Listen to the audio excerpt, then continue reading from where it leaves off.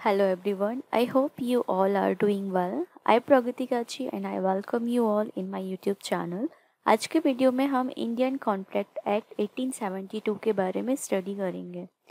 Contract act के बारे में स्टडी करने से पहले हमें ये पता होना चाहिए कि ये जो सब्जेक्ट हम पढ़ने वाले हैं ये बिज़नेस लॉ का पार्ट है। बिज़नेस लॉ यूजीसी नेट का सिलेबस है, as we all already know about it. And business law से 10 क्वेश्चंस पूछे जाते हैं। तो सबसे पहले हमें मीनिंग पता होना चाहिए कि बिज़नेस लॉ क्या होता है। बिज़नेस लॉ को हम कमर्शियल लॉ भी बोलते हैं। एंड बिज़नेस का मतलब होता है act of being busy for some profit, मतलब किसी भी प्रोफेशन ट्रेडिंग में हम अपने आप को बिजी रखते हैं जस्ट टू गेट प्रॉफिट, उसको हम क्या बोलते हैं, बिजनेस बोलते हैं। और लॉ का मतलब होता है set of rules and acts which are passed by both the houses of parliament, मतलब हमारी जो लोकसभा है, राज्यसभा है, उसके अंदर जो रूल्स एक्ट पारित किए गए हैं वो सब क्या माने जाते हैं, लॉ माने जाते हैं। तो आज का हमारा टॉपिक है इंडियन कॉन्ट्रैक्ट एक्ट 1872, जिसके बारे में हमें स्टडी करनी है। तो चलिए स्टार्ट करते हैं from the first slide.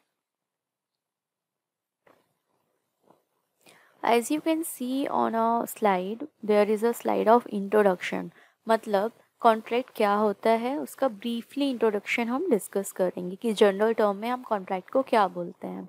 A contract is one of the most common activity we deals into on everyday basis, such as buying garments from a shop, dealing in a shares and mutual funds, taking a loan, etc.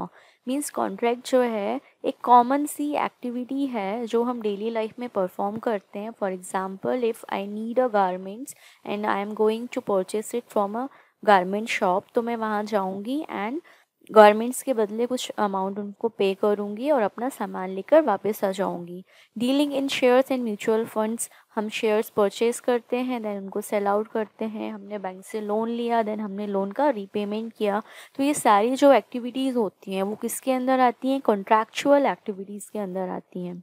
अब contract को हम अच्छे words में क्या बोलेंगे, what are the definitions which is given by the Indian Contract Act 1872। तो Indian contract act 1872 के section 2H के अंदर कॉन्ट्रैक्ट की मीनिंग दी हुई है, जिन्होंने बोला है एनी एग्रीमेंट, मतलब any agreement which is enforceable by law. Means कोई भी एग्रीमेंट जो लॉ के अंदर इन्फोर्सेबल होता है उसको हम बोलते हैं contract. This means that any type of agreement that can be able to bring on the door of court is a contract। मतलब वैसे एग्रीमेंट जिनको हम कोर्ट के दरवाजे तक लेकर जा सकते हैं अगर हमारी कॉन्फ्लिक्ट्स होती है तो उसको हम क्या बोलते हैं, कॉन्ट्रैक्ट बोलते हैं। यहाँ पर हमने क्या बात की है, यहाँ पर हमने बात की है some type of agreement, means agreement पर फोकस किया हुआ है। That agreement should be enforceable by law, और वो एग्रीमेंट जो है वो लॉ की निगाहों में इन्फोर्सेबल होना चाहिए। So we can say contract का मतलब होता है एग्रीमेंट प्लस इन्फोर्सिबिलिटी।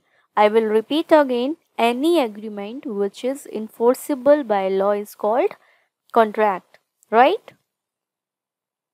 अब ये कॉन्ट्रैक्ट क्या है उसको हम एग्जाम्पल से समझेंगे। सपोज मान लो I am offering my smartphone for a selling purpose to you for ₹10,000। मैं अपना मोबाइल फ़ोन आपको 10,000 रुपये में बेचना चाहती हूँ। तो मैंने क्या दिया, आपको एक ऑफ़र दिया, आपको मेरा ऑफ़र अच्छा लगा और आपने बोला मैं आपका सेल फ़ोन 10,000 रुपये में ख़रीदना चाहती हूँ। तो मैंने जो ऑफ़र किया आपने उसको एक्सेप्ट किया। तो ऑफ़र और एक्सेप्टेंस को हम कलेक्टिवली क्या बोलते हैं, प्रॉमिस बोलते हैं, राइट।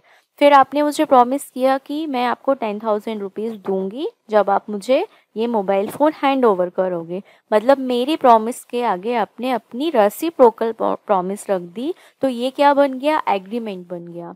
मतलब ऑफ़र देने के बाद सामने वाली पार्टी आपके ऑफ़र को एक्सेप्ट करती है तो उसको हम बोलते हैं प्रॉमिस। प्रॉमिस के बदले सामने वाली पार्टी आपको रेसिप्रोकल प्रॉमिस देती है तो उसको हम क्या बोलते हैं, एग्रीमेंट बोलते हैं। अब हमारी बात क्या हुई है कि 10,000 रुपये में ये सेल फ़ोन आप मुझसे ख़रीदोगे, तो एग्रीमेंट के साथ क्या ऐड हो गया, कंसीडरेशन। कंसीडरेशन मतलब समथिंग इन रिटर्न, मतलब मैं ऑफरर हूँ, मैंने आपको ऑफ़र दिया सेल फ़ोन बेचने का, आपने सेल फ़ोन ख़रीदने का एक्सेप्टेंस दिया, तो उसके बदले में आप मुझे क्या दे रहे हो, 10,000 रुपये दे रहे हो, तो इसको हम क्या बोलेंगे, कंसीडरेशन बोलेंगे। तो जब एग्रीमेंट और कंसीडरेशन साथ में मिल जाते हैं तो उसको हम बोलते हैं इन्फोर्सिबिलिटी। इन्फोर्सिबिलिटी मतलब इस केस को हम कोर्ट के दरवाजे तक ले जा सकते हैं। फॉर एग्ज़ाम्पल, आप मुझसे मोबाइल ले लेते हैं और 10,000 रुपये मुझे नहीं देते। अब 10,000 रुपये कोई छोटी मोटी रकम तो है नहीं, तो अगर मुझे आपसे 10,000 रुपये निकलवाने हैं तो मैं क्या करूँगी, कोर्ट के दरवाजे पर नॉक नॉक करूँगी कि इन्होंने मेरे 10,000 रुपये नहीं दे रहे हैं और इन्होंने मेरा मोबाइल भी छीन लिया है, right. Agreement with enforceable by law को हम क्या बोलते हैं, कॉन्ट्रैक्ट। मतलब इन शॉर्टकट हम बोल सकते हैं contract is equivalent to the offer plus acceptance plus promise plus reciprocal promise plus agreement plus consideration plus free consent plus enforceability by law. I hope आपको एग्जाम्पल अच्छा लगा होगा एंड आपको समझ में भी आ गया होगा कि कॉन्ट्रैक्ट क्या होता है। Coming to the next slide, अब हम बात करेंगे कि एग्रीमेंट क्या होता है और कोई भी एग्रीमेंट कैसे फॉर्म होता है, right. As per the Indian Contract Act 1872, Section 2E of the Act define an agreement as every promise and every set of promises forming consideration for each other is called agreement। मतलब agreement हम किसे बोलेंगे, agreement हम उसे बोलेंगे कि कोई भी प्रपोजल जब एक्सेप्ट हो जाता है तो वो क्या बन जाता है, प्रॉमिस बन जाता है। और प्रॉमिस के साथ अगर हमने कंसिडरेशन को ऐड ऑन कर दिया तो उसको हम बोलेंगे एग्रीमेंट। ऑलराइट, अब बात करेंगे कंसिडरेशन की। कंसिडरेशन को हम शॉर्टकट में क्या बोलते हैं, something in return. Means offer ने ऑफ़र किया, ऑफरी ने एक्सेप्ट किया, ऑफ़र उसको गुड्स दे रहा है या सर्विसेज दे रहा है, ऑफरी उस गुड्स एंड सर्विसेज के बदले में कुछ अमाउंट ऑफ कैश दे रही है, तो इसको हम क्या बोलेंगे, कंसिडरेशन बोलेंगे। This refers to the intent of accepting the proposal law of contract from one and fulfilling it by another. There should be consideration, that means presence of something to be given and to be received. कुछ आपको देना पड़ेगा और आपको कुछ लेना पड़ेगा। There should be bilateral transaction. In any promise और consideration means something in return, there are two parties. One who proposes means जो प्रपोजल रखता है उसको हम बोलते हैं ऑफरर, एंड जो प्रपोजल को एक्सेप्ट करता है इसको हम क्या बोलते हैं, ऑफरी। तो कंसिडरेशन वैलिड तब मानी जाती है जब यहाँ पर दो पार्टीज होती हैं। अब आप समझेंगे इन्फोर्सिबिलिटी बाय लॉ। मतलब हमने बात तो कर ली कि any agreement which is enforceable by law is called contract, but ये इन्फोर्सिबिलिटी का मतलब क्या होता है। तो इन्फोर्सिबिलिटी का मतलब होता है when an agreement is capable of being referred to in the court of law, it is known as enforceability.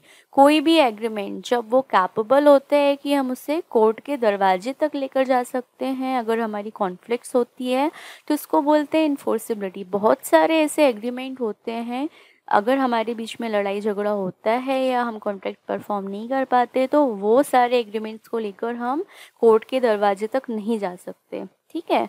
तो for example, mister A who promise to pay ₹50 lakhs to be for a house. A ने promise किया B को कि वो उसका घर खरीदेगा और घर के बदले उसको 50 लाख रुपए देगा, लेकिन वो सिर्फ 30 lakhs रुपीज़ पे करता है। तो बाकी जो 20 lakhs रुपीज़ हैं उसके लिए मिस्टर एक बी क्या कर सकते हैं, मिस्टर ए को लेकर कोर्ट तक जा सकते हैं कि उन्होंने मुझे 20 lakhs रुपीज़ अभी तक पे नहीं किए हैं। तो लॉ क्या करेगा, स्ट्रिक्ट एक्शन लेगा, क्योंकि ये बात क्या है, कंसिडरेशन की है और ये जो एग्रीमेंट हुआ था वो क्या है, इन्फोर्सिबल बाय लॉ है। Usually promises made in a personal matter might not be enforceable as there is no legal obligation। जो हाउस होल्ड्स मैटर्स होते हैं हम उनको कोर्ट तक नहीं ले जा सकते क्योंकि वो हमारी पर्सनल मैटर्स की कैटेगरी में आते हैं। For example, there is a Mrs B, she promise to her daughter to buy a dress if she will get good marks. तो अगर उसकी डॉटर अच्छे मार्क्स नहीं लाती है तो उसकी डॉटर उसकी मदर पर केस नहीं कर सकती है। and these are the presumptions. For example, there is a relations between A and B, both are the husband wife, and there is a case of domestic violence or there is a case of marriage और divorce, तो ये भी house hold matters के अंदर आएगा, personal matter के अंदर आएगा, लेकिन इन सारे केसेस पे वो कोर्ट के दरवाजे तक जा सकते हैं। नेक्स्ट टर्म है हमारा इंपॉर्टेंट एलिमेंट्स ऑफ कॉन्ट्रैक्ट। तो एक कॉन्ट्रैक्ट को बनाने के लिए क्या क्या एलिमेंट्स रिक्वायर्ड होते हैं? As per the section of Indian contract act 1872 there must be some elements which are, first one is a free consent of both of the parties. Contract बनाने के लिए एटलीस्ट 2 पार्टीज होना ज़रूरी है, क्योंकि एक पार्टी ऑफरर होगी जो प्रपोजल देगी, दूसरी पार्टी होगी ऑफरी जो प्रपोजल को एक्सेप्ट करेगी, राइट। एंड दोनों पार्टीज़ के बीच में कोई भी जोर ज़बरदस्ती नहीं होना चाहिए, दोनों का जो माइंड है वो फ्री कंसेंट से मैच होना चाहिए। ऐसा नहीं है कि मैंने किसी पर्सन को गन पॉइंट पे रखकर उससे कॉन्ट्रैक्ट साइन कराया और वो कॉन्ट्रैक्ट वैलिड हो जाएगा, तो ऐसा नहीं होगा। Second one is a parties competencies to enter into a contract.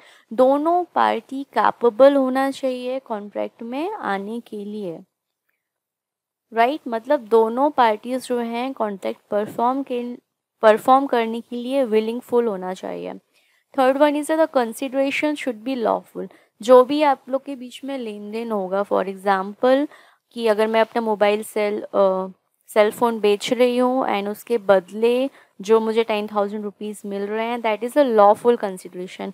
ऐसा नहीं है कि कोई मुझे ये बोले कि आप मुझे मोबाइल फ़ोन दे दो, उसके बदले में मैं आपको कुछ ऐसे थिंग्स देना चाहती हूँ जो लॉफुल ऑब्जेक्ट्स के अंदर नहीं आती हैं। फॉर एग्ज़ाम्पल आपने डील की कि मोबाइल फ़ोन के बदले मैं आपको कुछ बॉटल्स दूंगी, लिक्विड बॉटल्स दूंगी, तो ये लॉफुल कंसिडरेशन के अंदर नहीं आएगा।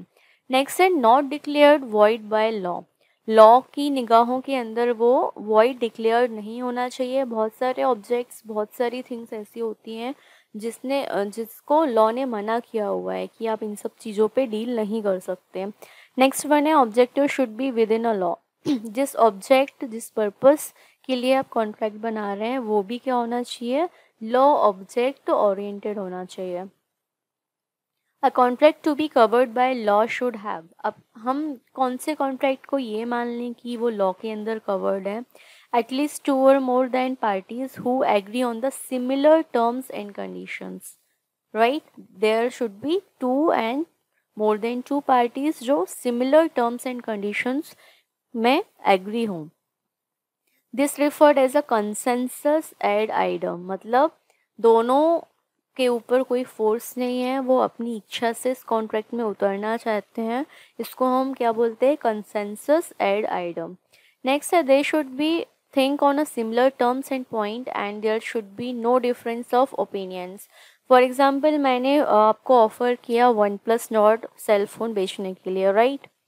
तो आप को भी दिमाग में ऑन द स्पॉट हिट होना चाहिए कि मैं किस फ़ोन की बात कर रही हूँ, OnePlus Nord की। अगर आप ये समझते हैं कि मैं आपको आईफोन सेल करना चाहती हूँ, तो ये हमारे ओपिनियन में क्या जनरेट हो जाएगा? डिफरेंस जनरेट हो जाएगा, तो वो एक वैलिड कॉन्ट्रैक्ट के एलिमेंट्स के अंदर नहीं आएगा। मतलब जो ऑब्जेक्ट है वो लॉफुल होना चाहिए, there must be a consideration, वो भी लॉफुल होना चाहिए। ऑफरर एंड ऑफरी के बीच में कोई भी लड़ाई झगड़ा नहीं होना चाहिए ऑब्जेक्ट को लेते हुए। दोनों का ओपिनियन मैच होना चाहिए, एक दूसरे के ऊपर कोई जोर ज़बरदस्ती नहीं होना चाहिए। There must be a free consent and दोनों पार्टीज़ एग्री करें कि हमको ये कॉन्ट्रैक्ट परफॉर्म करना है। कोई भी पार्टी बाद में ये ना बोले कि नहीं मुझे आपका सेल फ़ोन नहीं चाहिए, मैं उस कॉन्ट्रैक्ट को ब्रीच करना चाहती हूँ। अगर आप इस कंडीशंस में पहुँच गए कि आपको कॉन्ट्रैक्ट ब्रीच करना है, तो फिर आपको क्या करना पड़ेगा? रेमेडीज़ पे करनी पड़ेंगी, राइट? तो ये सारी चीज़ों का हमें ध्यान रखना पड़ता है। अब हम बात करेंगे कि कॉन्ट्रैक्ट को बनाने के लिए असेंशियल एलिमेंट्स क्या है, मतलब ये तो होना ही चाहिए, इसका कोई सब्स्टिट्यूट नहीं है। There must be 2 parties, okay. एक प्रॉपर वैलिड ऑफर होना चाहिए, प्रॉपर वैलिड एक्सेप्टेंस होना चाहिए। ऐसा नहीं है कि आपने डिक्लेरेशन दे दिया कि मैं ये फ़ोन बेचना चाहती हूँ, बस हो गया, सामने वाले ने इम्प्लाइड एक्सेप्टेंस ले लिया लेकिन ऑफरर को बताया नहीं कि मैं आपका फ़ोन ख़रीदना चाहती हूँ। तो जब तक आपके बीच में कम्युनिकेशन नहीं होगा तो वो क्या नहीं बनेगा? एग्रीमेंट नहीं बनेगा। There must be lawful consideration, मतलब जो भी आपका बायलैटरल ट्रांजैक्शन होगा वो लॉफुल कंसिडरेशन की कैटेगरी में आना चाहिए। पॉसिबिलिटी ऑफ परफॉर्मेंस, आपने जो कॉन्ट्रैक्ट साइन किया है that must be capable to be performed. ऐसा नहीं है कि आपने बोला कि इस मोबाइल, अगर आप मुझे आईफोन दोगे तो मैं आपके लिए चांद तारे तोड़ कर ले आऊँगी, तो चांद तारे तोड़ना एक प्रोवर्ब है, ठीक है, it's not possible in a reality. तो पहले आप चेक करें कि आपके बीच में जो कॉन्ट्रैक्ट हुआ है वो रियलिटी इन प्रैक्टिकल वर्ल्ड में परफॉर्म हो सकता है कि नहीं। There must be free consent, free consent का मतलब होता है ऑफरर एंड ऑफरी के ऊपर कोई भी कोवर्जन नहीं है, कोई भी अनड्यू इन्फ्लुएंस नहीं है, कोई भी मिस्टेक रिप्रेजेंटेशंस, मिसरिप्रेजेंटेशंस एंड फ्रॉड नहीं है, दोनों अपनी इच्छा से इस कॉन्ट्रैक्ट में आ रहे हैं। लॉफुल ऑब्जेक्ट्स, मतलब जिस पर्पस के लिए आप कॉन्ट्रैक्ट साइन कर रहे हैं वो लॉ की निगाहों में क्लीन एंड नीट होना चाहिए। Intention of giving rise to a legal obligations, आपने जो भी डील साइन की है वो लीगल ऑब्लिगेशन जनरेट करने में कैपेबल हो। ऐसा नहीं है कि आपने आपसी व्यवहार में कॉन्ट्रैक्ट साइन कर लिया और सामने वाली पार्टी ने बोला कि हाँ मैं पैसे दे दूंगा, वो पैसे ही नहीं दे रहा है, तो ये क्या है, लीगल ऑब्लिगेशन जनरेट नहीं कर रहा है। मतलब आपका जो ऑफर है उसमें जो भी टर्म एंड कंडीशंस है, जो भी टाइम लिमिट है कि हमको इतने दिनों में ये कॉन्ट्रैक्ट एग्जीक्यूट करना है, वो सारी चीज़ें आपकी डिस्कशन में होनी चाहिए। और अगर कोई भी पार्टी अपनी परफॉर्मेंस नहीं दे पा रहा है, लाइक उसने बोला अभी मेरे पास पैसे नहीं है, तो आप उसको रिटर्न में लिखवा लो कि उन्होंने एक्स्ट्रा टाइम मांगा है, क्योंकि अगर जब तक लीगल ऑब्लिगेशन जनरेट नहीं करोगे आप एक दूसरे के ऊपर तो उसको हम वैलिड कॉन्ट्रैक्ट नहीं मानेंगे। As per Section 2A of the Indian Contract Act 1872, a person is said to have made a proposal when he signifies to another his willingness to do or to abstain from doing anything with a view of obtaining the assent of that offer to such act or abstinence। Means offer की बात चल रही है कि हम एक offer को, valid offer क्या बोलेंगे, ऑफ़र को हम सिंपल टर्म में क्या बोलते हैं, प्रपोजल। मतलब एक पार्टी ने सामने पार्टी की इच्छा जानने के लिए उसको कुछ ऑफ़र किया, कुछ बातें बताई। For example there is a mister A, जिसको हम बोलेंगे प्रपोजर क्योंकि वो ऑफ़र दे रहा है। उसने क्या बोला, I want to buy your car, do you want to sell. उसने पूछा कि मैं तुम्हारी कार ख़रीदना चाहता हूँ, क्या तुम अपनी कार बेचना चाहते हो। तो जो ऑफरी होगी वो ये सोचेगा कि मैं अपनी कार बेचूं कि नहीं बेचूं, वो जो अमाउंट में मेरी कार मांग रहा है वो रेलेवेंट है कि नहीं मार्केट प्राइस के, वो सारी चीज़ें सोच के वो उसको आंसर करेगा। तो हम किसी को जब ऑफ़र देते हैं तो हमारी सिर्फ एक एक्सपेक्टेशन होती है, सामने वाले की इच्छा को जानना। तो सेक्शन 2A में क्या बोला है, a person is said to have made the proposal when he signifies to another his willingness to do, कि सामने वाले की एक्सपेक्टेशन को जानने के लिए हम उसके सामने कुछ बात रखते हैं, प्रस्ताव रखते हैं, उसको हम क्या बोलते हैं, ऑफ़र बोलते हैं। अब ऑफ़र बनाने के कितने तरीके होते हैं। फर्स्ट तरीका है हमारा कम्युनिकेशन। कम्युनिकेशन मतलब हमने कुछ मैसेज दिया सामने वाली पार्टी को, उसने सोचा समझा और हमको आंसर किया। तो कम्युनिकेशन के दो टाइप हैं। First one is a express offer, इसमें हम क्या करते हैं, बोलकर या लिखकर सामने वाली पार्टी को ऑफ़र देते हैं। दूसरा होता है इम्प्लाइड ऑफ़र, जिसमें हम ना ही बोलते हैं और ना ही लिखते हैं। सम कंडक्ट और द सर्कमस्टांसेस और some body language and signs के माध्यम में हम क्या करते हैं, अपना मैसेज कन्वे करते हैं। For example, I was waiting for a metro to come, क्योंकि मुझे दूसरे स्टेशन जाना था। आई वॉज स्टैंडिंग, मैं खड़ी हुई थी, एंड मेट्रो आकर रुकी। ना ही मैंने मेट्रो को बोला, ना ही कुछ ऐसा लिख के दिया कि मेट्रो तुम इतने बजे आ जाना। ठीक है, मेट्रो अपने आप आकर रुकती है, मैं उसमें बैठती हूँ, हमारे बीच कोई बातचीत नहीं होती है। मैं टिकट खरीदती हूँ, टिकट का अमाउंट पे करती हूँ एंड दूसरे स्टेशन पर उतर जाती हूँ। तो हमने ये जो कॉन्ट्रैक्ट परफॉर्म किया वो क्या किया, बिना लिखे बिना बोले किया, इसलिए हम इसको क्या बोलते हैं, इम्प्लाइड ऑफर बोलते हैं। नेक्स्ट है persons to whom offer is made. हमने जिस पर्सन के लिए ऑफ़र बनाया है तो उसको हम क्या बोलेंगे, स्पेसिफिक ऑफ़र बोलेंगे। For example, offer made to a defined person और group of person who accept it in return, उसको हम बोलेंगे स्पेसिफिक ऑफ़र। फॉर एग्जाम्पल, मैंने सोचा कि मुझे ये मोबाइल फ़ोन बेचना है। अगर मेरे सामने 10 लोग खड़े हुए हैं और मैं जनरली किसी को बोलूँ कि I want to sell my this phone for ₹10,000, who wants to buy it. तो मैंने क्या कर दिया, वो 10 लोग जो खड़े हुए थे, पूरा एक ग्रुप था, उनको ऑफ़र दे दिया। या फिर मैं बोलूँ कि इस जो 10 लोग खड़े हुए हैं, उसमें से मैं मिस्टर सी को ये अपना मोबाइल सेल फ़ोन बेचना चाहती हूँ। तो मैंने क्या कर दिया, एक पर्सन को स्पेसिफाइड कर दिया कि मैं मोबाइल बेचूंगी तो सिर्फ मिस्टर सी को बेचूंगी, या फिर ये 10 लोग जो खड़े हुए हैं इस ग्रुप को मैं मोबाइल बेचूंगी, राइट। तो इसको हम क्या बोलेंगे, स्पेसिफिक ऑफर बोलेंगे। दूसरा ऑफर होता है general offer. General offer, an offer that is made openly to the common masses with some conditions.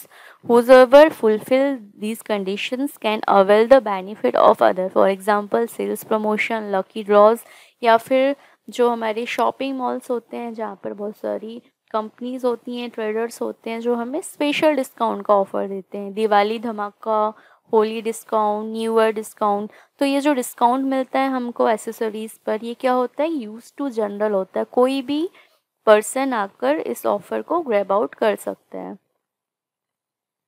What makes an offer legal, अब ऐसी कौन सी कंडीशंस हैं जो एक ऑफ़र को लीगल बनाती हैं।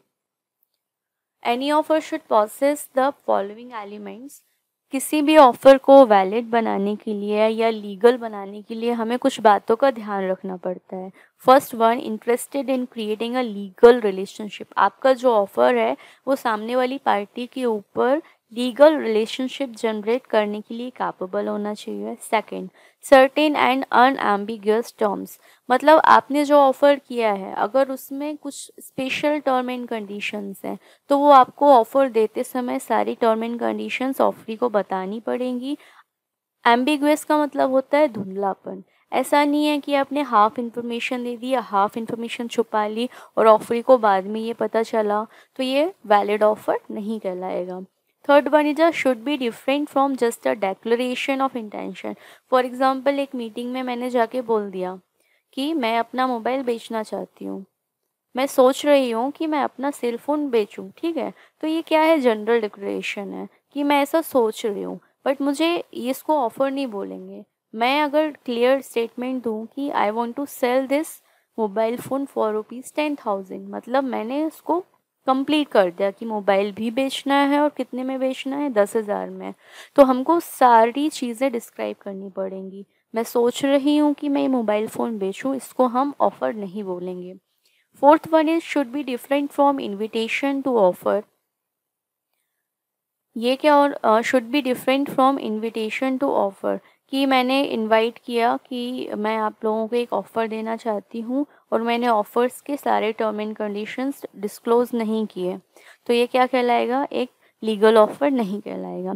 कम्युनिकेशन मीन्स मैंने ऑफ़र दिया, ऑफरी ने एक्सेप्ट किया, तो ऑफरी की ड्यूटी है कि वो मुझे बताए कि I have accepted your offer, तभी इसको क्या माना जाएगा, लीगल ऑफर माना जाएगा। मस्ट बी फ्री कंसेंट, मैं किसी के साथ जोर ज़बरदस्ती करके उसको ऑफ़र देकर एक्सेप्ट नहीं करवा सकती, अगर मैं ऐसा करती हूँ तो क्या हो जाएगा, ये वॉइड ऑफर हो जाएगा।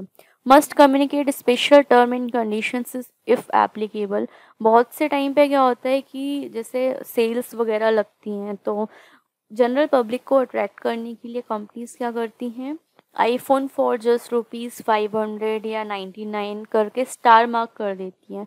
स्टार मार्क का मतलब होता है टर्म एंड कंडीशंस अप्लाइड।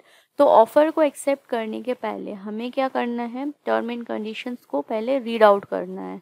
तो अगर कुछ भी टर्म एंड कंडीशंस हैं आपके ऑफ़र में तो आपको ऑफरी को बताना होगा। लॉफुल ऑब्जेक्ट, जिस पर्पज़ से आप सामने वाली पार्टी को ऑफ़र दे रहे हो, that object should be lawful.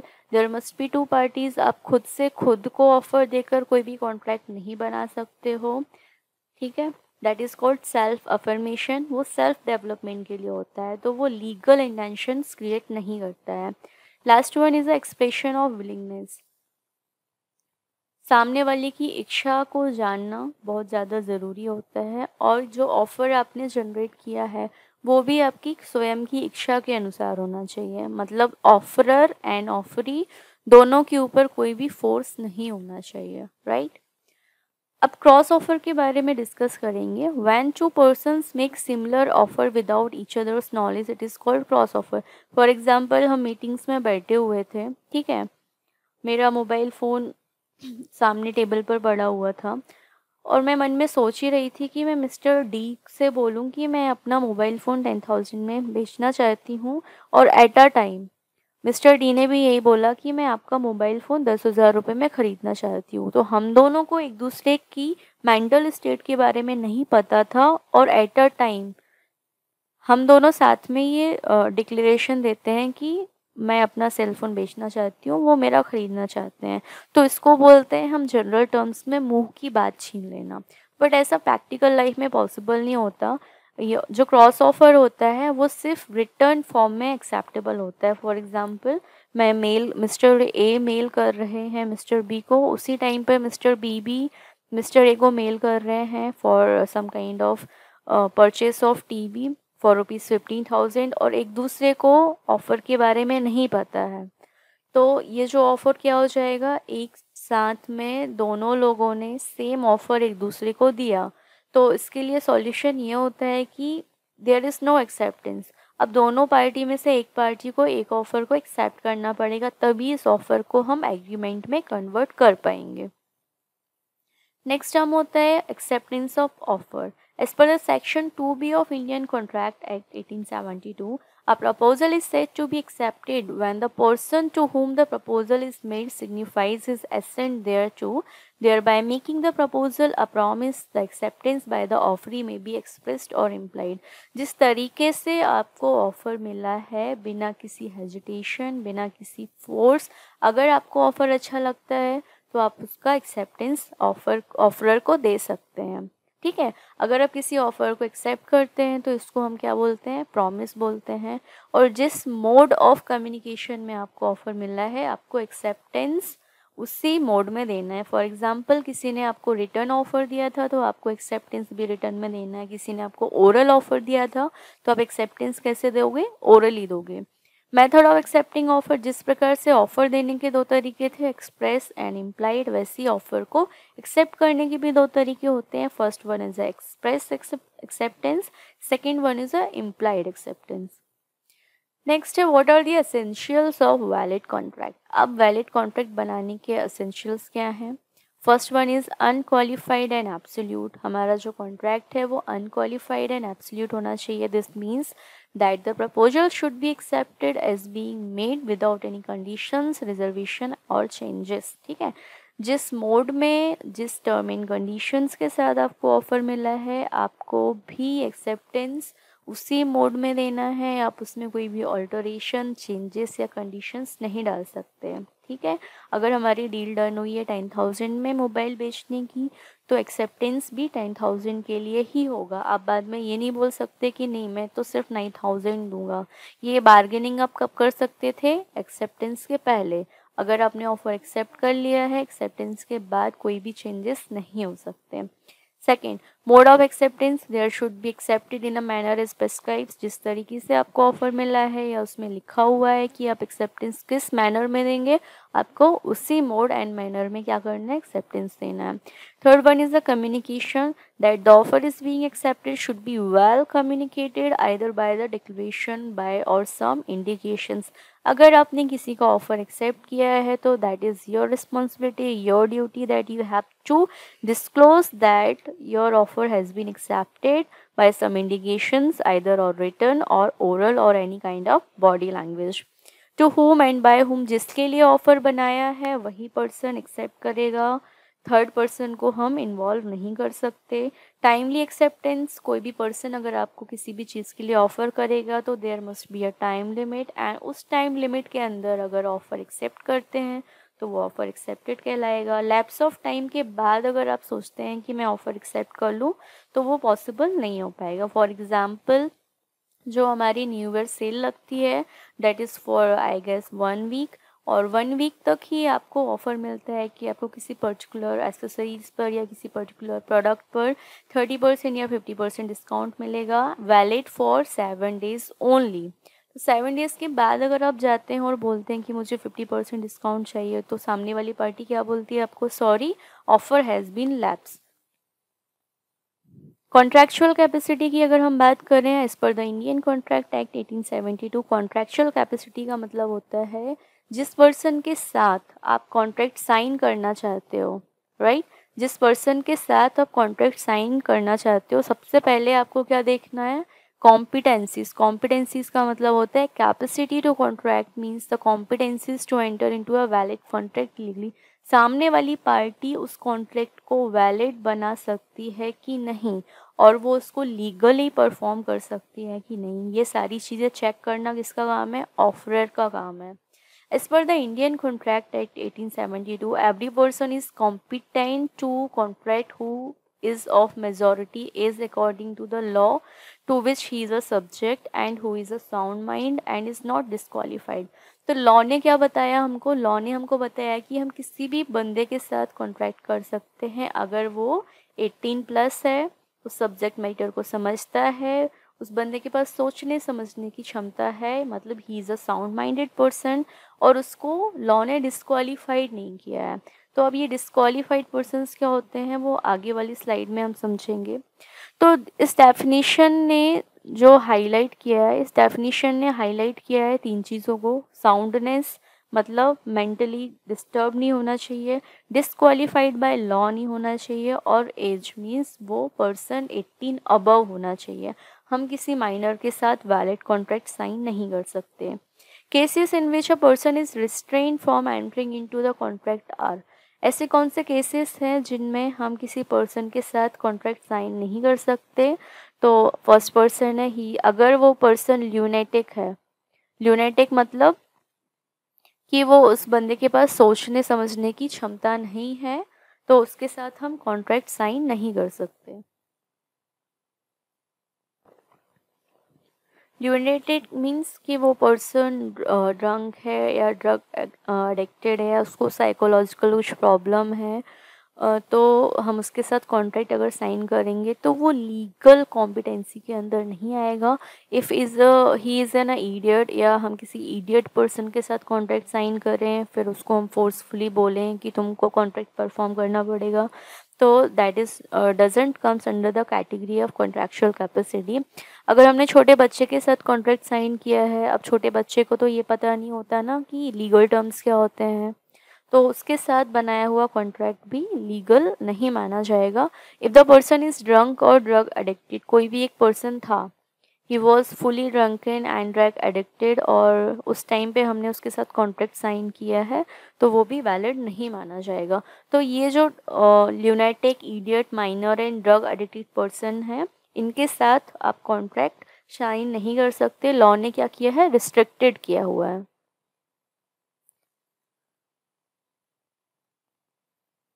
Next term है हमारा in which cases a minor can enter into a contract. वो कौन से केसेस होते हैं जिनमें हम माइनर को कॉन्ट्रैक्ट में ला सकते हैं या फिर माइनर के साथ कॉन्ट्रैक्ट कर सकते हैं। First case, fraudulent representation of age. अगर माइनर बोले कि नहीं मैं तो 18 अबव हूँ, मुझे आपके साथ कॉन्ट्रैक्ट करना है, और ऑफरर को भी नहीं पता है कि उसकी एज क्या है, अंडर 18 है, या उसने अपने आधार कार्ड या कोई भी डेट ऑफ बर्थ सर्टिफिकेट में अपनी एज को ज़्यादा बताया है।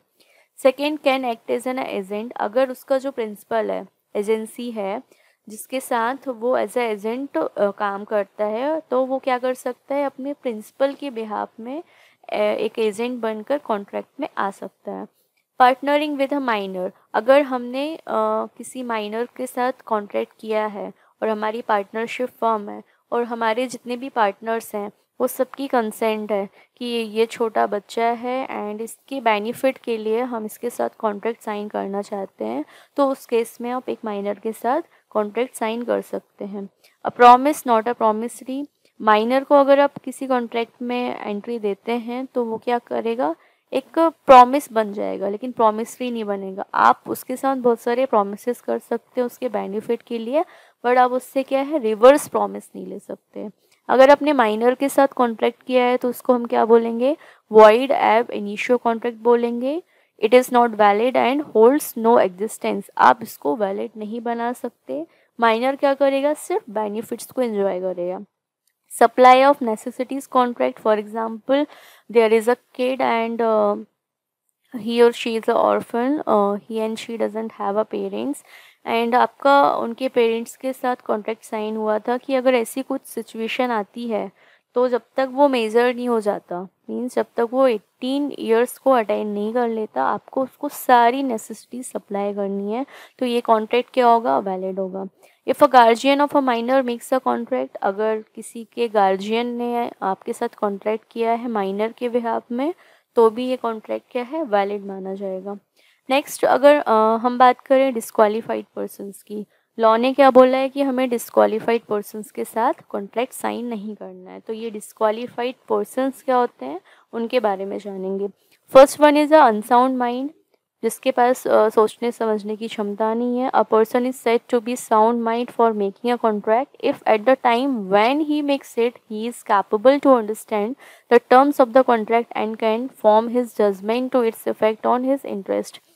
जिस टाइम पर हम किसी पर्सन के साथ कॉन्ट्रैक्ट साइन कर रहे हैं, अगर वो कैपेबल है सारी टर्म एंड कंडीशंस को समझने के लिए, लीगल फॉर्मेलिटीज़ के लिए, तभी उस केस में हम उसके साथ कॉन्ट्रैक्ट साइन कर सकते हैं। अगर hence a person will be called of unsound mind if he unable to perform both the given condition।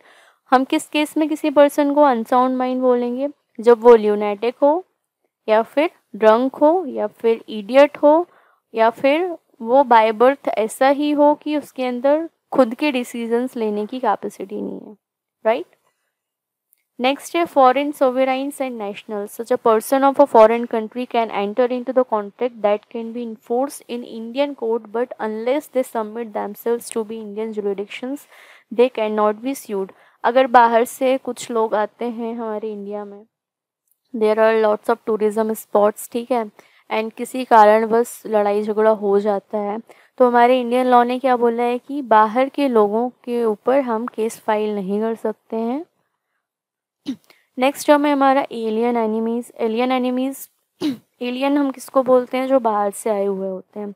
A citizen of a foreign country is called as alien. He can be alien enemy if his country is at war with a republic of India.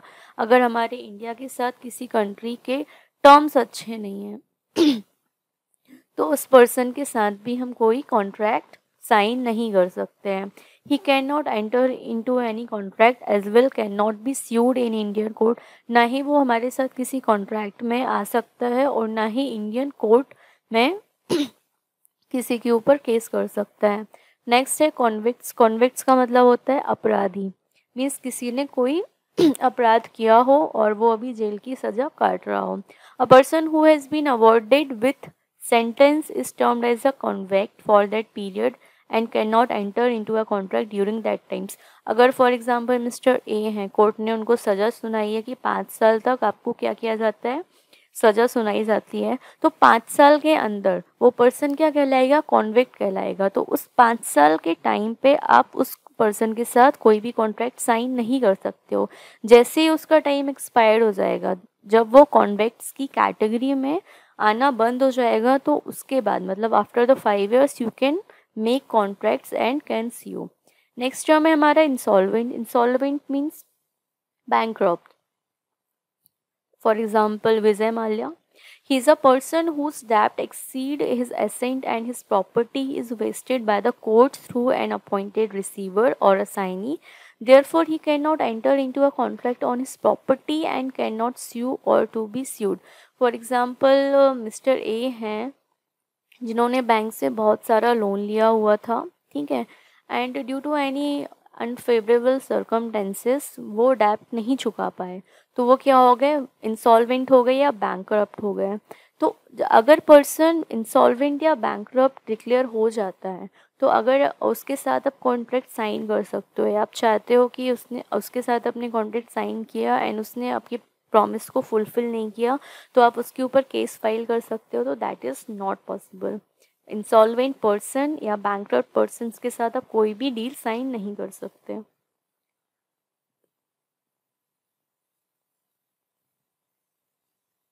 Next term है हमारा free consent. Free consent मतलब for example there is a 2 party mister A and mister B, and दोनों एक contract में enter होना चाहते हैं for some consideration with lawful object. तो at a time offeror and offeree दोनों क्या होना चाहिए, फ्री माइंडेड होना चाहिए, मतलब उनके ऊपर कोई भी फोर्स नहीं होना चाहिए कि आपको इस कॉन्ट्रैक्ट में एंटर होना ही पड़ेगा। मीन्स अपनी इच्छा के अनुसार अगर दो पार्टीज किसी कॉन्ट्रैक्ट को परफॉर्म करना चाहते हैं तो इस कंडीशंस को क्या बोलते हैं हम, इस कंडीशन को बोलते हैं फ्री कंसेंट। टू और more person are said to be consent when they agree upon the same thing in the same sense. किसी एक पर्टिकुलर चीज़ के लिए सेम सेंस में अगर वो एग्री होते हैं तो उसको हम क्या बोलते हैं, फ्री कंसेंट बोलते हैं। Here the important point is the agreement of both the parties on the same point. इसको हम लैटिन इंग्लिश लॉ के मुताबिक क्या बोलेंगे, consensus ad idem. In case this consensus is not made while reaching an agreement, it will regard as void ab initio, that refers not being enforceable by any of the concerned party। अगर contract sign करते समय दोनों में से किसी एक party के ऊपर कोअर्जन किया हुआ हो या अनड्यू इन्फ्लुएंस किया हो, फ्रॉड किया हो, मिसरिप्रेजेंटेशन किया हो या मिस्टेक की हो, तो इन सब केसेस में क्या होगा, वो कॉन्ट्रैक्ट वैलिड नहीं होगा। रीज़न, क्योंकि दोनों पार्टीज़ के साथ क्या नहीं थी, फ्री कंसेंट नहीं थी। तो ये सारे टर्म्स हम नेक्स्ट स्लाइड में समझेंगे। Hence when a contract is made without free consent of the offeree he can declare it as a void. अगर आपने ऑफरी के साथ जोर ज़बरदस्ती करके उससे ऑफर एक्सेप्ट किया है, कॉन्ट्रैक्ट साइन करवाया है, तो ये कॉन्ट्रैक्ट क्या होगा, वॉइड होगा।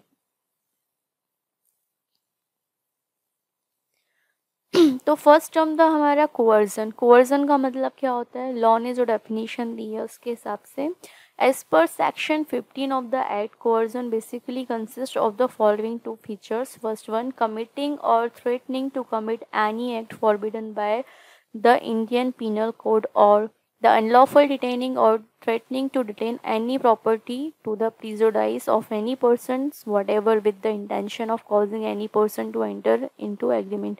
किसी भी पर्सन के साथ हमने क्या किया है, मारपीट की है या अत्याचार किया है, जोर ज़बरदस्ती की है, गन पॉइंट पे रख के उसको बोल रहा है कि तुमको ये ऑफ़र एक्सेप्ट करना पड़ेगा। फॉर एग्ज़ाम्पल, मिस्टर ए के पास फरारी कार थी, मिस्टर बी को उसने ऑफ़र किया कि सिर्फ 10 लाख रुपए में तुमको मेरी कार ख़रीदनी पड़ेगी। ऑफरी ने बोला कि 10 लाख रुपए तो बहुत कम है। उसने अपनी गन निकाली और बोला कि अगर तू ऑफ़र एक्सेप्ट नहीं करेगा तो I will shoot on you. तो वो डर के मारे उसने क्या किया, ऑफ़र एक्सेप्ट कर लिया। तो ये क्या है, कोअर्जन है। तो इस कैटेगरी के जो कॉन्ट्रैक्ट बनेंगे वो वैलिड नहीं माने जाएंगे। सेकेंड कॉन्सेप्ट है हमारा undue influence. Undue influence means इसमें आपको फिजिकल टॉर्चरनेस नहीं किया जाता है, इमोशनल ब्लैकमेलिंग के थ्रू आपको क्या किया जाता है, कॉन्ट्रैक्ट में आने के लिए फोर्स किया जाता है। The relation subsisting between the parties are such that one is in a positions to dominate that will of the other and the dominant party uses the positions to obtain unfair advantage over the other. मतलब undue influence में दो parties होती हैं। First डोमिनिएंट party, मतलब जो क्या करती है, डोमिनेट करती है, और एग्रीड पार्टी मतलब बेचारी पार्टी जो डोमिनेंस को सहती है। तो ऐसे जो कॉन्ट्रैक्ट्स होते हैं इनको भी हम वैलिड कॉन्ट्रैक्ट्स नहीं बोलते हैं। For example, there is a mister A and उन्होंने मिस्टर बी को ऑफ़र किया कि आपको 5 लाख रुपीज़ मुझे देने पड़ेंगे just to purchase this mobile phone. मतलब मोबाइल फ़ोन की कीमत 5 लाख नहीं है, फिर भी मिस्टर ए मिस्टर बी को क्या बोल रहे हैं, डोमिनेट कर रहे हैं, उसको डराया, उसको धमकाया, अगर तू मुझे 5 लाख रुपए में मेरा सेल फ़ोन नहीं खरीदेगा तो मैं क्या करूँगा, तेरी फैमिली को किडनैप कर लूँगा या XYZ कुछ भी उसने क्या किया, मेंटल टॉर्चरनेस दी है। तो मिस्टर बी डर जाते हैं और उनका ऑफ़र एक्सेप्ट कर लेते हैं। तो इस केस में भी ये जो कॉन्ट्रैक्ट है वो वैलिड नहीं माना जाएगा। The following relations are not considered in presumptions of undue influence। Husband and wife के बीच में जो अनड्यू इन्फ्लुएंस होता है वो कंसीडर नहीं किया जाएगा। लैंडलॉर्ड एंड सबटेनेंट के बीच के जो केसेस होते हैं उसको भी नहीं किया जाएगा। क्रेडिटर एंड डेटर्स के बीच की जो बातें होती हैं उन केसेस को भी अनड्यू इन्फ्लुएंस के दायरे में नहीं रखा गया है। इन केस ऑफ रियल और apparent authority over other circumstances और अदर पर्सन्स के साथ ऐसा कुछ केस होता है तो उसके लिए लॉ ने क्या बोला है, फर्स्ट सबसे पहले तो हम केस को एनालाइज करेंगे, उसके बाद डिसाइड करेंगे कि ये अनड्यू इन्फ्लुएंस की कैटेगरी में आएगा कि नहीं आएगा। For example, income tax officer and SSC, master and servant, a fiduciary relationship with another, a contractual relationship with a person who is for a time being। तो ये कुछ केसेस दिए हुए हैं। Mentally incapacitated due to illness, stress और race. इसमें law ने क्या बोला है कि जो रिलेशनशिप होते हैं like doctor and patient, guru and its disciple means student, a trustee, a beneficiary, parent and child. कुछ केसेस हैं जिनको लॉ ने बोला है कि हम अनड्यू इन्फ्लुएंस की कैटेगरी में रखेंगे अगर ऑब्जेक्ट सही है, और कुछ केसेस ऐसे हैं जिसमें उन्होंने साफ मना कर दिया कि इन केसेस को हम अनड्यू इन्फ्लुएंस की कैटेगरी में नहीं रखेंगे। नेक्स्ट टर्म है हमारा फ्रॉड। फ्रॉड का तो मतलब आप लोग सब जानते होंगे। फ्रॉड मतलब क्या होता है? धोखा। धोखा हम क्यों करते हैं किसी के साथ? Just to get some benefits, कुछ पैसों के लिए या कुछ हमारा पर्सनल उसमें बेनिफिट होता है। तो फ्रॉड की डेफिनेशन क्या है? Fraud means any includes any of the following acts committed by a party to a contract with intent to deceive and the other party thereto or to induce him to enter into a contract। तो सामने वाली party ने क्या किया है? कुछ चीज़ों को लेकर अपने पर्सनल बेनिफिट के लिए सामने वाली पार्टी को डिसीव करने के लिए उसने क्या किया है? फ्रॉड किया है। The suggestion is to the fact of that which is not true by one who does not believe it to be true. उसने क्या किया? कुछ चीज़ों के लिए झूठ बोला है और उसको विश्वास दिलाया कि नहीं ऐसा ही होगा, अगर आप इस कॉन्ट्रैक्ट में डील करते हैं तो हम आपको एज ए कंसिडरेशन कुछ एक्स्ट्रा अमाउंट पे करेंगे। Active concealment of a fact by one having knowledge और बिलीफ ऑफ द फैक्ट। तो इसमें क्या होता है? एक पार्टी क्या होता है? मनगढ़ंत कहानियाँ सुनाता है सामने वाली पार्टी को, और सामने वाली पार्टी उसको क्या करती है? एक्सेप्ट कर लेती है।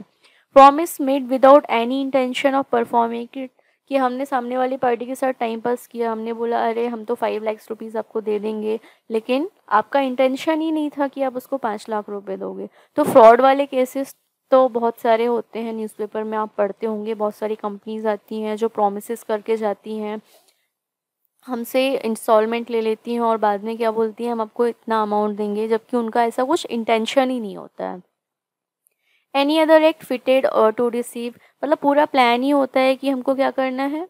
सामने वाले पर्सन को धोखा देना है। एनी सच एक्ट और omission as the law specially declares to be fraudulent, कुछ ऐसे केसेस छुपा कर रखते हैं जिसको लॉ ने ऑलरेडी फ्रॉडुलेंट कंडीशन में रखा गया है और कॉन्ट्रैक्ट साइन कर लेते हैं। लेकिन जब सामने वाली पार्टी को पता चलता है कि ये क्या है, लॉफुल ऑब्जेक्ट नहीं है या ये रूल्स एंड रेगुलेशन के अंदर नहीं आता है, तो सामने वाली पार्टी जिसने ऑफर एक्सेप्ट किया होता है वो क्या फील करता है कि मेरे साथ फ्रॉड हुआ है। मिस रिप्रेजेंटेशन का मतलब क्या होता है? आपने जो भी बातें की हैं, सामने वाली पार्टी को जो विश्वास दिलाया है, वो सारी चीज़ें क्या हैं? गलत तरीके से बताई हुई हैं। Positive assertion in a manner not warranted by the information of the person making it of that which is not true enough he believes it to be true।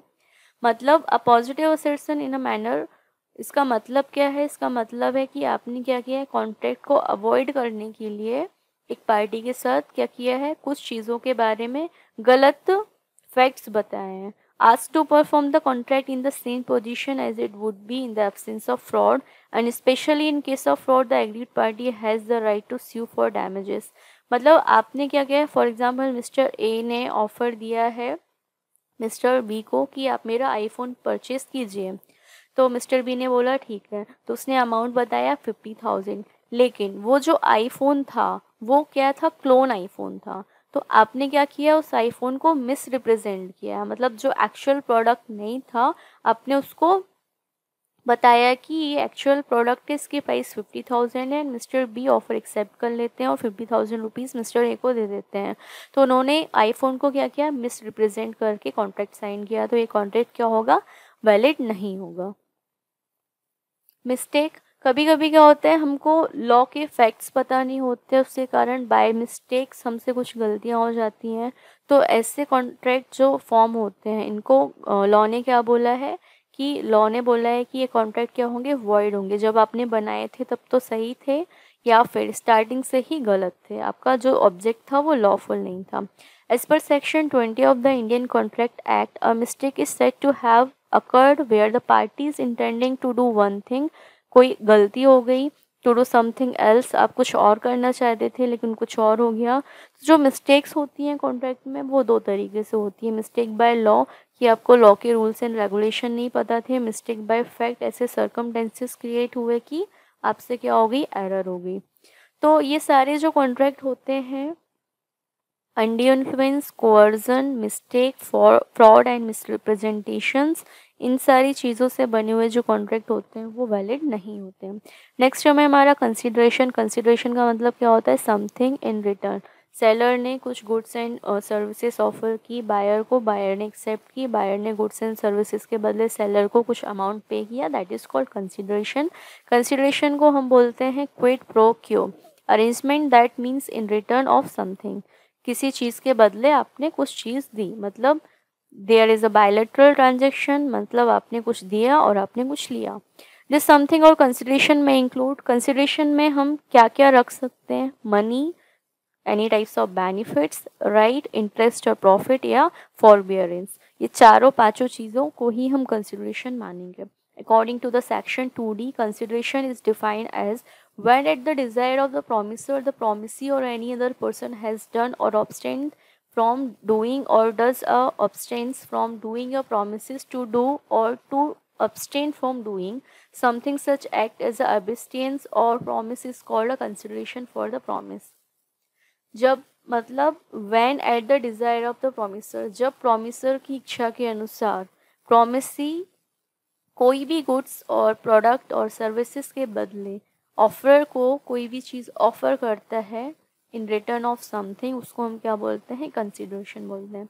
Consideration क्या होना चाहिए, consideration at the wish of promiser, promiser ने जो चीज़ मांगी है उसके हिसाब से होना चाहिए। कंसिडरेशन पास्ट, प्रेजेंट और फ्यूचर भी हो सकती है। फॉर एग्जांपल, आपने बाबा साहेब अम्बेडकर यूनिवर्सिटी में एडमिशन लिया, राइट, और आपने 1 साल की पूरी फीस पे कर दी, मतलब आपने अपनी ड्यूटी परफॉर्म कर दी। अब यूनिवर्सिटी की ड्यूटी क्या है कि वो आपको स्टडी मटेरियल दे, वीडियो लेक्चर्स दे, आपके एग्ज़ाम कंडक्ट कराए, आपको असाइनमेंट दे। तो आपने क्या किया, ऑफ़र किया, एडमिशन लिया, पैसे भर दिए, लेकिन जो यूनिवर्सिटी है उसको तो अभी काम करना बाकी है, तो वो क्या करेगी, जब टाइम आएगा तो असाइनमेंट देगी आपको, फिर आपके एग्ज़ाम कंडक्ट कराएगी, फिर आपका रिजल्ट आएगा, फिर आपको मार्कशीट देगी। तो इसको क्या बोलेंगे, फ्यूचर में परफॉर्म होने वाली एक्टिविटीज़ को हम क्या बोलते हैं, फ्यूचर कंसिडरेशन बोलते हैं। पास्ट कंसिडरेशन क्या होती है, आपने किसी को पहले से ही 5,000 रुपये उधार देकर दिए हुए थे एंड 1 साल बाद वो पर्सन आकर आपको बोलता है कि यार जो 5,000 रुपये तुमने मुझसे लिए थे उसके बदले तो मुझे अपना सेल फोन बेच दो। तो सामने वाली पार्टी ने बोला ठीक है। तो आप क्या थे, कंसिडरेशन पहले ही दे चुके थे उसको, लेकिन सामने वाली पार्टी ने अपना एक्ट परफॉर्म नहीं किया था। प्रेजेंट और कंसिडरेशन क्या होती है कि आपने एट अ टाइम कॉन्ट्रैक्ट बनाया और दोनों पार्टीज ने अपनी अपनी ड्यूटीज़ को परफॉर्म किया। The amount of consideration need not be adequate. Consideration का जो अमाउंट है वो एडेक्वेट नहीं होना चाहिए, एब्सोल्यूट होना चाहिए, रियलिस्टिक होना चाहिए। रियल एंड कॉम्पिटेंट कंसिडरेशन होना चाहिए। फॉर एग्जाम्पल, किसी ने बोला कि मैं तुम्हारे लिए चांद तारे तोड़ कर लाऊंगा, तो इसको हम कंसिडरेशन नहीं बोलेंगे क्योंकि ये रियलिस्टिक नहीं है। Illegal consideration lead to be a void contract, means mobile phone के बदले आप क्या करोगे, उसको या तो कैश दोगे, या तो कुछ बेनिफिट्स दोगे, या तो प्रॉफिट में कुछ प्रॉफिट देंगे, लेकिन आप इलीगल कंसिडरेशन ऑफ़र नहीं कर सकते। ओके, आपको जो भी कंसिडरेशन ऑफ़र करनी है वो लॉ के अंदर करनी है। लॉ के बाहर जाकर आप कंसिडरेशन ऑफ़र करोगे तो हम उसको क्या बोलेंगे, वॉइड कॉन्ट्रैक्ट बोलेंगे। अब लॉफुल ऑब्जेक्ट्स के बारे में हम डिस्कस कर रहे हैं काफ़ी टाइम से। What are the lawful objects. Lawful objects के लिए भी हमारे इंडियन लॉ ने कुछ डेफिनेशंस दी हैं। Following are the cases in which an agreement become unlawful. कुछ केसेस हैं जिनके दायरे में अगर कोई एग्रीमेंट साइन करते हैं तो वो अनलॉफुल हो जाते हैं। मतलब ये क्या है, एक्सेप्शंस हैं।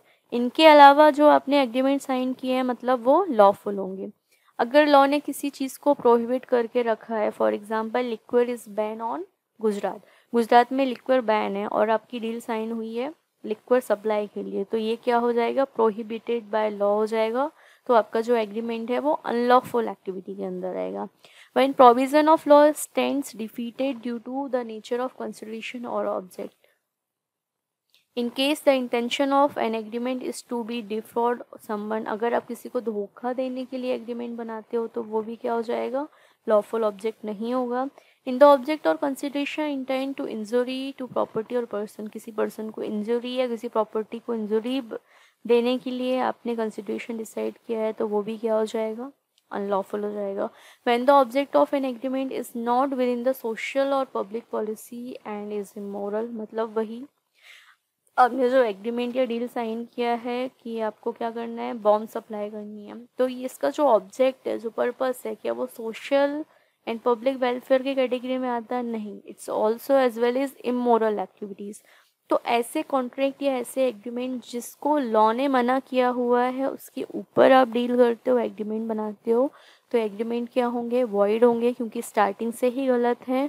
और अगर इसके लिए आप कोर्ट तक जाना चाहते हो तो आप नहीं जा सकते, क्योंकि अगर आप कोर्ट तक गए तो दोनों पार्टीज फंसेंगी, मतलब दोनों को सज़ा मिलेगी।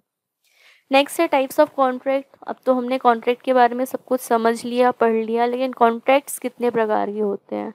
तो on the basis of creation contract हम किन तरीक़ों से बना सकते हैं, on the basis of enforceability, contract enforceable होते हैं कि नहीं, on the basis of execution, contract कैसे परफॉर्म करना है कि परफॉर्म कर चुके हैं, ये सारी कैटेगरीज हैं। तो first one is on the basis of creation. Contract हम दो तरीक़ों से बना सकते हैं, स्पोकन और रिटन, जिसको क्या बोलते हैं हम, एक्सप्रेसिव कॉन्ट्रैक्ट बोलते हैं। सेकंड वन इज़ इम्प्लाइड, मतलब बिना बोले बिना लिखे, with the use of body language और सम सर्कमटेंसेस और सम कंडक्शन, उसके हिसाब से अगर हमने कॉन्ट्रैक्ट बनाया है तो that would be a implied contract. Second one is on the basis of enforceability. Contract enforceable भी होते हैं, कॉन्ट्रैक्ट अनइन्फोर्सिबल भी होते हैं। तो there is 4 types of contract. First one is a valid, means जिसका लॉफुल ऑब्जेक्ट था, consideration lawful थी, ऑफर वैलिड था, एक्सेप्टेंस वैलिड था, मतलब सब कुछ सही था और वो कॉन्ट्रैक्ट परफॉर्म भी हो गया, दैट इज़ कॉल्ड वैलिड। अब वॉइड कॉन्ट्रैक्ट क्या होते हैं, वॉइड कॉन्ट्रैक्ट में वॉइड एग्रीमेंट होता है और वॉइड कॉन्ट्रैक्ट होता है। तो जो वॉइड एग्रीमेंट क्या होते हैं, वॉइड एग्रीमेंट को हम बोलते हैं वॉइड अब इनिशियो। इनिशियो का मतलब स्टार्टिंग से। ऐसे एग्रीमेंट जो स्टार्टिंग से ही गलत थे, फॉर एग्जांपल लिक्विड की सप्लाई करना इन अ गुजरात स्टेट, क्या है, स्टार्टिंग से ही गलत है, तो ये एग्रीमेंट क्या होगा, वॉइड। वॉइड कॉन्ट्रैक्ट क्या होते हैं, स्टार्टिंग में जब हमने कॉन्ट्रैक्ट फॉर्म किया था तब कॉन्ट्रैक्ट सही था, लेकिन eight the time of execution क्या हो गया, गलत हो गया। फॉर एग्जांपल इंडिया पाकिस्तान के बीच में डील हुई फॉर सम प्रोडक्ट्स, राइट। कुछ दिनों बाद क्या हुआ, government law and policies change हो गई, ठीक है। 6 महीने बाद कॉन्ट्रैक्ट को परफॉर्म करना था, तो इंडियन गवर्नमेंट ने बोल दिया कि पाकिस्तान से हम कुछ भी इंपोर्ट नहीं करेंगे। तो ऐसे कॉन्ट्रैक्ट क्या हो जाएंगे, जब बनाए थे तब सही थे, लेकिन eight the time of performance हम उसको परफॉर्म नहीं कर पाएंगे। नेक्स्ट टर्म है वॉइडेबल।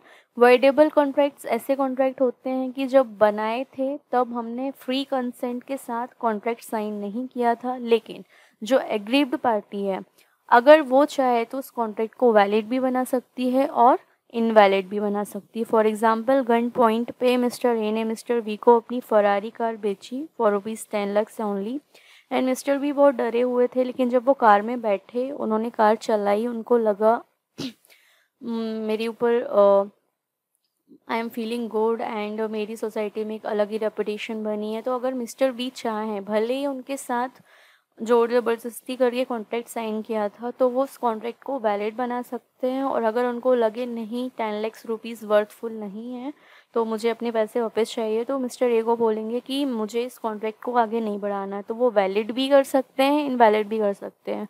तो ऐसे कॉन्ट्रैक्ट्स को हम बोलते हैं वॉइडेबल। अनइन्फोर्सेबल कॉन्ट्रैक्ट क्या होते हैं, मतलब कॉन्ट्रैक्ट्स तो एकदम सही होते हैं बट सम कुछ टेक्निकल डिफेक्ट्स होती है। फॉर एग्जांपल प्रॉपर्टी जो डीलिंग होती है वो सब कुछ स्टैम्प पेपर पे होती है, लेकिन दोनों पार्टीज़ को ये बात नहीं पता है, उन्होंने प्लेन पेपर में प्रॉपर्टी डीलिंग साइन कर ली, लेकिन कल को अगर कोई भी चीज़ होती है, कोई किसी के पैसे पे नहीं कर रहा है या किसी ने किसी के साथ फ्रॉड कर दिया, तो वो कोर्ट तक नहीं जा सकते। क्यों? क्योंकि उन्होंने जो डील साइन की है वो स्टैम्प पेपर पे नहीं की है, तो इसको हम इन्फोर्सेबल नहीं कर सकते हैं। On the basis of executions, executed, executory, partly executory, unilateral. Executed मतलब दोनों पार्टीज ने अपनी परफॉर्मेंस दे चुके हैं, मतलब कॉन्ट्रैक्ट खत्म। एग्जीक्यूटरी मतलब दोनों पार्टी फ्यूचर में अपना जो कॉन्ट्रैक्ट साइन किया है उस पर काम करेंगे। पार्टली एग्जीक्यूटली मतलब एक पार्टी ने अपनी ड्यूटी कंप्लीट कर चुकी है और दूसरी पार्टी अपनी ड्यूटी कंप्लीट करेगी इन फ्यूचर, तो एक पार्टी का काम हो गया, एक पार्टी का काम बचा है। यूनिलैटरल मतलब यूनिलैटरल मतलब सिर्फ एक पार्टी को काम करना बाकी है, राइट।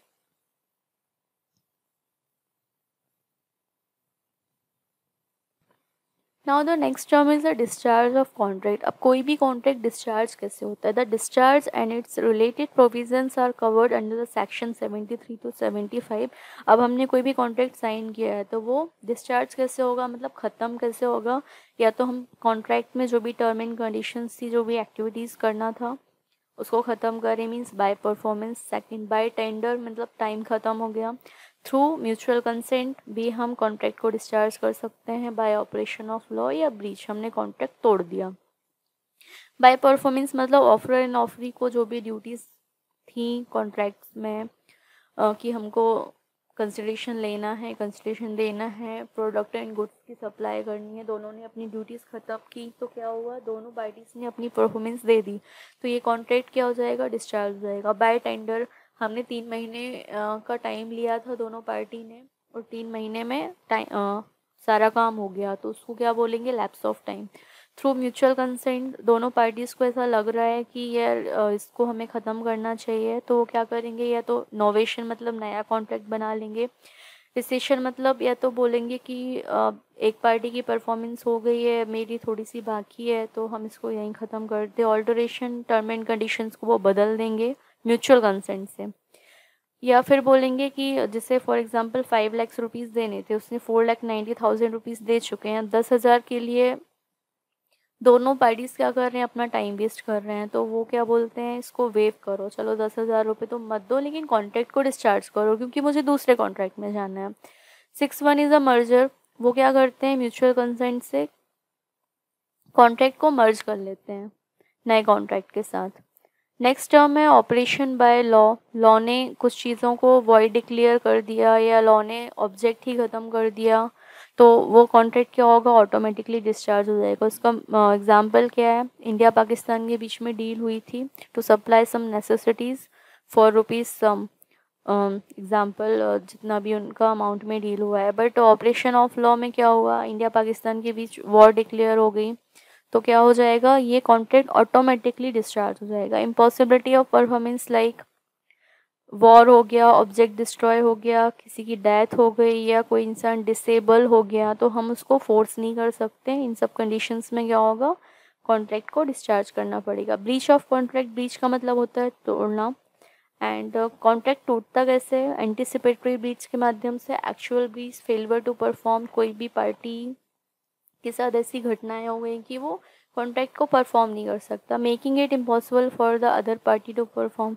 तो ऐसे कुछ अदर सर्कमटेंसेस होते हैं जिस केस में क्या होता है, दोनों पार्टीज़ अनेबल हो जाती हैं कि वो कॉन्ट्रैक्ट को परफॉर्म नहीं कर पाती हैं, तो हम इस टर्म को क्या बोलते हैं, डिस्चार्ज ऑफ कॉन्ट्रैक्ट बोलते हैं। अब कोई भी कॉन्ट्रैक्ट डिस्चार्ज हो गया, क्योंकि क्या है, कॉन्ट्रैक्ट को एग्जीक्यूट करने में बहुत टाइम लगता है और आप बाउंड हो जाते हो, तो it's all about time value of money. अगर आप परफॉर्म नहीं कर पाते हैं जिसके कारण सामने वाली पार्टी का लॉस होता है, तो आपकी ये ड्यूटी है कि आप उस लॉस की क्या करो, भरपाई करो। तो आप क्या करोगे कि किसी भी कंडीशन से अगर आप कॉन्ट्रैक्ट परफॉर्म नहीं कर पाते हो, तो सामने वाली पार्टी के साथ डिस्कशन करके आपको क्या करना पड़ेगा, कॉन्ट्रैक्ट जो भी लॉस हुआ है उसकी भरपाई करनी पड़ेगी। तो डैमेजेस के लिए अग्रीव्ड पार्टी, एग्रीव्ड पार्टी का मतलब होता है जिसका लॉस हुआ है, वो पार्टी के या तो आप लॉसेस कम करने की कोशिश करो, या फिर लॉस के बदले में आप कुछ बेनिफिट्स दो, या फिर मॉनेटरी आप उसकी हेल्प करो। अब डैमेजेस कितने टाइप के होते हैं, ऑर्डिनरी मतलब जो हमारी रोज़मर्रा की लाइफ में होते रहते हैं, मतलब बहुत बड़े डैमेजेस नहीं होते हैं। नॉमिनल डैमेजेस मतलब कि छोटे मोटे जो लॉस हो गए हमारे, वो। स्पेशल मतलब बहुत बड़ा नुकसान हो गया, और आपके साथ वो लीगली बाउंडेड था तो वो किसी और के साथ कॉन्ट्रैक्ट नहीं कर पाया, तो उस केस में जो अमाउंट ऑफ क्लेम होता है या जो डैमेजेस की भरपाई आपको करनी पड़ती है, ये सिचुएशन टू सिचुएशन डिपेंड करती है। तो जो एग्रीड पार्टी है वो डैमेजेस के लिए कोर्ट तक जा सकती है। तो आप लोग ऐसा ना करें तो बेस्ट होगा कि अगर आपने किसी के साथ डील साइन की है फॉर 1 मंथ 2 मंथ और 3 मंथ टाइम से आप उसको फुलफिल करें। और क्योंकि कॉन्ट्रैक्ट हम जो साइन करते हैं वो सब कुछ लीगली टर्म्स में होता है। फॉर एग्ज़ाम्पल मिस्टर ए हैं, उन्होंने जॉब का ऑफ़र एक्सेप्ट किया फ्रॉम TCS, ठीक है। उसमें 6 मंथ का बॉन्ड था। मिस्टर ए ने सारी ट्रेनिंग्स वगैरह ले ली, सारी स्किल्स TCS से सीख ली, और वो सिर्फ वहाँ पे 3 महीने काम करके बोलते हैं कि मुझे जॉब स्विच करनी है। तो TCS वालों ने बोला कि 6 महीने का बॉन्ड था, आप स्विच नहीं कर सकते। तो मिस्टर ए क्या बोलते हैं कि नहीं, मुझे तो जॉब स्विच करनी है। तो आपने क्या किया, उस ऑर्गेनाइजेशन से सारी स्किल्स सीख ली, ठीक है। आपने अपना स्किल डेवलपमेंट कर लिया और आपने प्रॉमिस किया था कि अब वो स्किल्स को यूटिलाइज करके किसका प्रॉफिट कराओगे, ऑर्गेनाइजेशन का। लेकिन 3 महीने बाद आप जॉब स्विच करने का सोच रहे हो, तो कंपनी का आपने लॉस किया, आपने डैमेज किया, आपने क्या किया, HRM का लॉस कराया, ठीक है। तो वो कंपनी क्या करेगी, 3 मंथ नॉन वर्किंग कॉम्पनसेशन आपसे मांग सकती है, राइट। तो जो एग्रीड पार्टी होती है वो हमेशा लॉसेस की भरपाई के लिए कोर्ट के दरवाजे तक जा सकती है। तो आई होप आपको मेरा एक्सप्लेनेशन वे अच्छा लगा होगा। Here is some glossaries. Contract का मतलब होता है an agreement that is enforceable by law, जिसको हमने अभी समझा। ऐसे एग्रीमेंट जिनको हम लॉ की निगाहों में इन्फोर्सेबल करा सकते हैं उसको हम बोलते हैं कॉन्ट्रैक्ट। कंसेंसस एड आइटम क्या होता है, it is one of the important element of a contract that refers the mutual agreement, means इसको हम बोलते हैं फ्री कंसेंट। पुनिटिव डैमेजेस मतलब छोटे छोटे खर्चे जो हो जाते हैं नॉन फुलफिलमेंट ऑफ प्रोमिसेस या breach of contract. Performance of contract मतलब जो भी ऑब्लिगेशंस आपके ऊपर जनरेट हुआ है, you have to perform all this obligation within a time limit. Minor एक ऐसा पर्सन जो अभी 18 साल का नहीं हुआ है। आई होप आपको मेरा एक्सप्लेनेशन भी अच्छा लगा होगा। For any doubt, any query, you can mail me on pragati@gmail.com। So it was a first lecture of business law. आगे के लेक्चर में हम बिजनेस लॉ लेक्चर 2 में कंपनी लॉ के बारे में पढ़ेंगे। Okay, all the best for exam. Bye bye, see you soon.